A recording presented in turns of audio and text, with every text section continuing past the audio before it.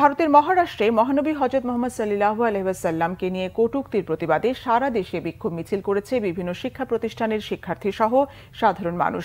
কটূক্তির প্রতিবাদে বিক্ষোভ ও প্রতিবাদ সমাবেশ হয়েছে রংপুরে। দুপুরে নগরীর লালবাগ এলাকা থেকে বিক্ষোভ মিছিল নিয়ে নগর ঘুরে স্থানীয় প্রেসক্লাব চত্বরে গিয়ে সমাবেশ করে শিক্ষার্থীরা। বিশ্বনবীকে অবমাননার প্রতিবাদে বিক্ষোভ মিছিল ও সমাবেশ হয়েছে মৌলভীবাজারে। দুপুরে স্থানীয় প্রেসক্লাবের সামনে থেকে মিছিল বের করে শিক্ষার্থীরা। বিক্ষোভ মিছিল হয়েছে ব্রাহ্মণবাড়িয়ায়ও। দুপুরে কওমি ছাত্র ঐক্য পরিষদের আয়োজনে মিছিলটি শহরের বিভিন্ন সড়ক ঘুরে আসে।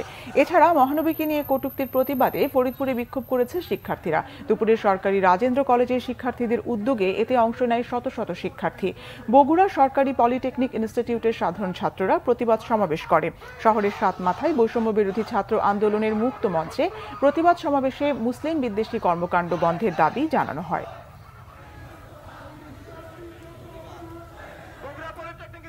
শিক্ষার্থী